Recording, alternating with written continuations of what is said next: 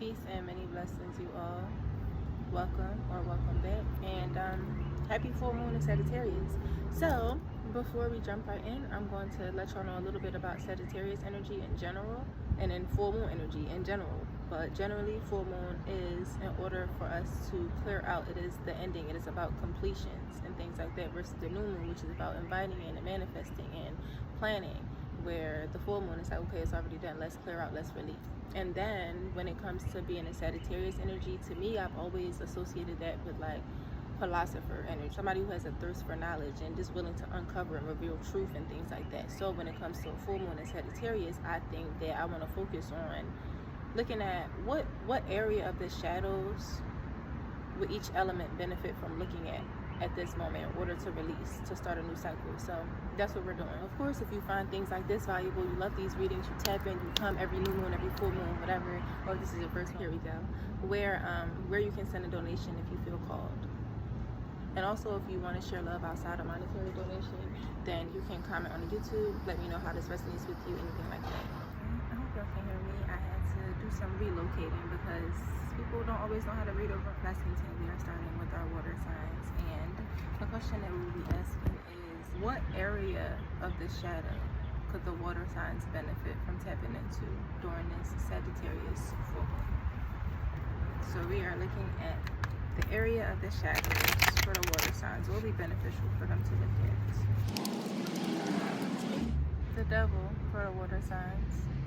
So it is a good time for my water signs to tap into the darker sides of themselves, the things that they may have addictions to, ties that you may be connected to that you no longer want to be connected to, but you still be in it, or you still put yourself in it. That's definitely some stuff to look at. Your passions, but the negative side of that, or how you act in passion, controlling your passions, I should say that. It's a time for you to look at all the situations, all the circumstances, all the things around you, all the people around you, and see, have I been creating chains here where chains do not exist? Or are there chains here that I've been reluctant to address? Are there any chains here that I've been reluctant to address? It's almost like the water signs are being stuck in this pattern of old beliefs, and you so used to the old beliefs, you so addicted to the old feelings that you are looking for things to continue to feed it instead of looking to things that detach you from it, or that allow you to detach yourself from it.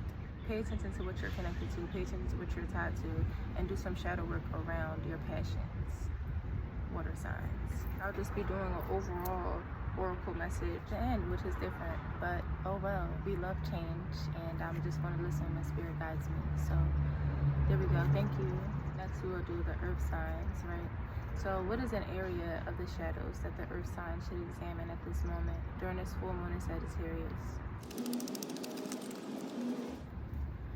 Earth signs, we have the Two of Pentacles. So the earth sign shadow work will be centered around your relationship with money, but when it comes to when you juggling too much, or even putting yourself out there when it comes to money, like why are you afraid? Why are you vulnerable when it comes to money? Why does money make you feel vulnerable? Whether in the sense of you have too much of it and you're afraid of being judged by the people who don't have enough, or you have little and you're afraid of being judged by the people who have a lot, and things like that. There's definitely some work to be done around your vulnerability, your relationship to money, the things that you try to like weigh out, and it's almost like a tendency for you to not stress yourself out for the money, but to just be up in the air, up in the clouds about it, like, oh, what am I supposed to do, type of thing. So it's a time for you to ground yourself in your idea of money and your relationship to money, and your relationship to your vulnerability around others, because it's the reason that you're being groomed for this experience. By tapping into this party of shadow, you'll definitely gain more comfort in how you show up in the world, the way that you move about in the world. You'll have a clearer thinking process when it comes to money and business situations. Finding balance. It's all about finding your own balance in there. Find your own balance. Earth signs.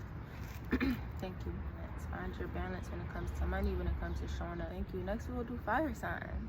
I usually start with the, that's fine, fire signs. What is an area of the shadows that the fire signs will benefit from tapping into during this full moon in Sagittarius? Ten of Wands in reverse. with it upright, there's almost a tendency for you to be holding on to too much and not allowing you to be able to move freely, right? So the area of the shadows that it's asking you to examine is that of realizing all the things that you have let go, but on a bright side of it, like looking at all the things that you're now making space for to hold, and making peace with all that you've released too.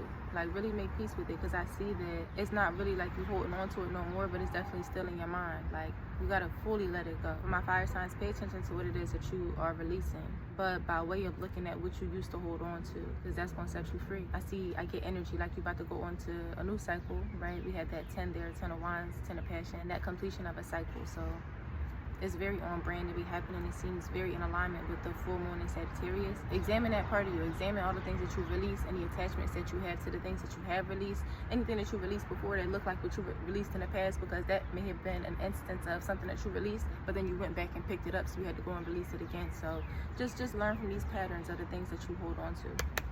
Fire signs. And last but not least, air signs. Last but not least, we have our air signs. What is an area of the shadows that the air signs will benefit from tapping into?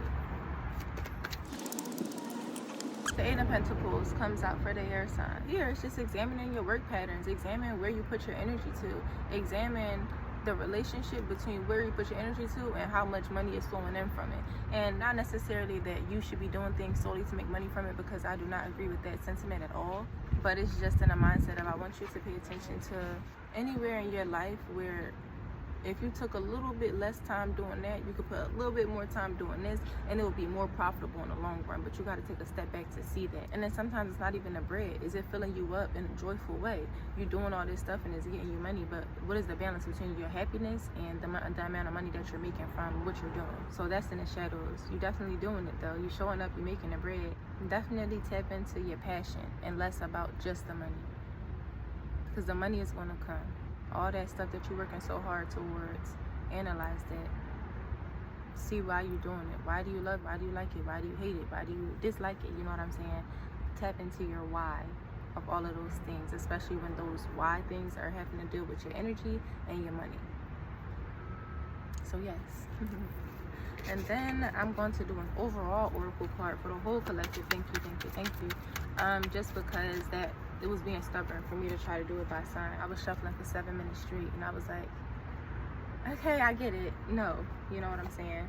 And that was even after me doing another cleansing, so I thought maybe they got dirty because they fell. But no, that wasn't it. Full moon in Sagittarius coming in. We are releasing. We are putting a magnifying glass on things that we know we want some truth from. So, yeah. What is the overall collective message? We got struggle and psychic development here with this fish up here, and then I get the reds and the blues and all that. It just shows me a connection between your root and your emotion, right? And realizing that you're not going to be going through nothing if it wasn't going to be a lesson in it. That's one.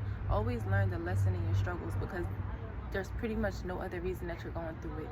Like, the universe don't want to see you in pain. The universe doesn't want to see you hurting. The universe doesn't want to see you cry, anything like that. But they do want you to learn these lessons and move on and be out here knowing what's in alignment for your purpose, type of thing. So it's all about the lessons. We are being encouraged to really look at our situations of struggle, look at the times when we felt like we were swimming or climbing uphill and things like that. And what did we learn from that? You know, where did you learn your own resilience? Did you learn your strength? Did you learn how to be more resourceful? You know, things like that. And how is that helping your psychic development? When you're struggling, it seems that things are happening within your nervous system that don't allow you to be at rest. And when you go through those things, you're kind of like building yourself up. You're building endurance to put up with things. And I feel like the psychic development part, it needs all of that. If you really about to be out here ascending and on this path, and you know what I'm saying, brolic God soldiers for real, it can't be no, excuse my language, it can't be no little shit that put you in a struggle mode, right? You're being primed. You're being initiated. And that's why this is happening. You're building your discernment. From your struggle, you're building your discernment.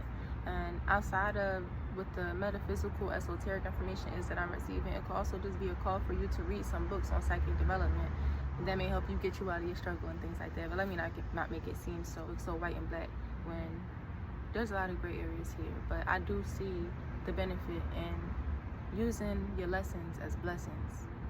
And my friend shared something with me yesterday, like, your situation probably not going to change until you start loving it. Love what it is that you're receiving from your situation, from your circumstance, because the circumstance, the person, the things, none of that really exists. What really exists, you know what I'm saying, is right here. So remember that.